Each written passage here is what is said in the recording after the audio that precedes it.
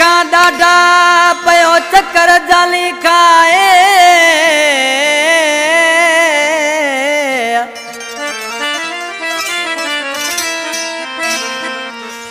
डिठो थम त डाढो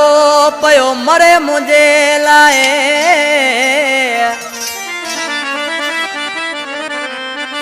तालिब शावा है यो सोनो मुझे नजरन में अल्लाह तालिब शाह सैलानी थर सैलानी प्रोडक्शन जो मालिक सामो वठवा कंपनी में सिलेक्शन मास्टर साहब नो थेबो दरिया खान कीरो फौजी सामो वठवा इन कलाम ने फरमाशा कुनरी का अल्लाह बख्श थेबो इमरान थेबो मुर्तजा मुस्तफा थेबो जुल्फकार खास केली कुनरी लग दड़ेलो मोरी खां अली मोहम्मद लाशारी खंगार लंजो असांजो जानी बा वो कंपनी में सामो वठवा छाजो जल्दी जल्दी को चक्कर लगाईंदो त माण्हू कंहिंजे नज़रन में अची वेंदो सब को सही करे वेंदो असां न जानी हकीकत है आज किन माण्हू से पंहिंजे महबूब जे नाले चए पियो बटे ॾींहं खां लाए ॾाढा चक्कर तो लगाए बटे ॾींहं खां लाए ॾाढा चक्कर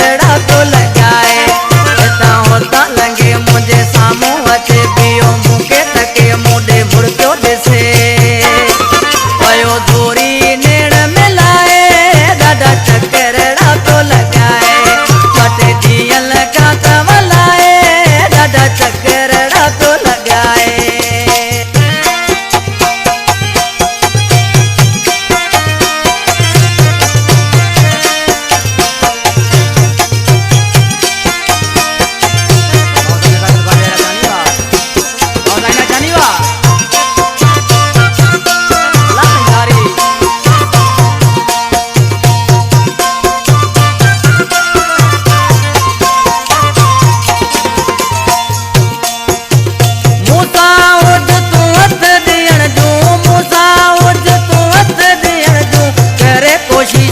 फिरी थियण जूं करे कोशिशूं पियो फिरी थियण जूं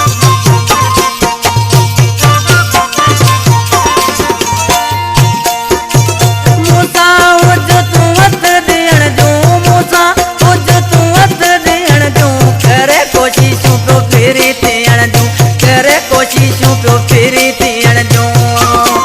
गॾु वेहण लाइ मुंहिंजो थियण लाइ करे निशानियूं मूंखे ॾियण लाइ पयो थी जमा चला लाए ॾाढा चक्कर तो लगाए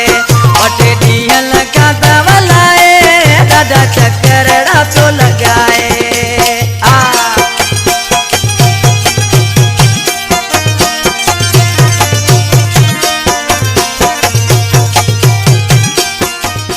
My YouTube channel, subscribe Ashkal Samu.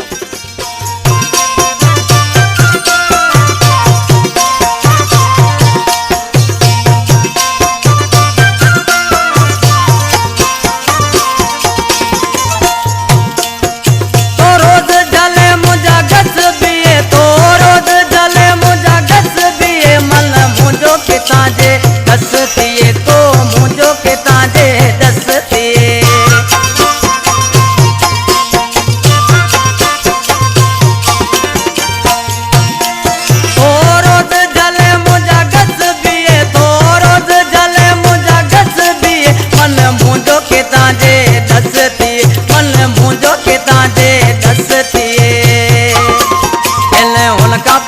तो डाडो लुचे घड़ी हेडा भजो घड़ी हेडा भजे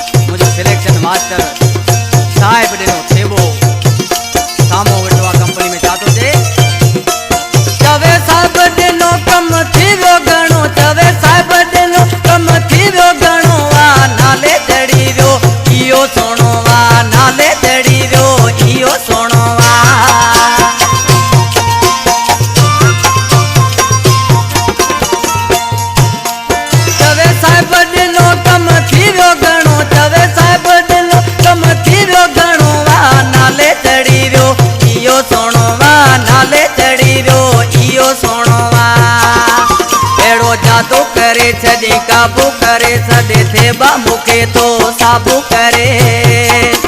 मुंहिंजा रोज़ थो नाला मटाए ॾाढा चकरड़ा तो लॻाए मुंहिंजा रोज़ थो नाला मटाए ॾाढा चकरड़ा तो लॻाए हितां हुतां लंघे मुंहिंजे साम्हूं अचे बीहो मूंखे थके मुॾे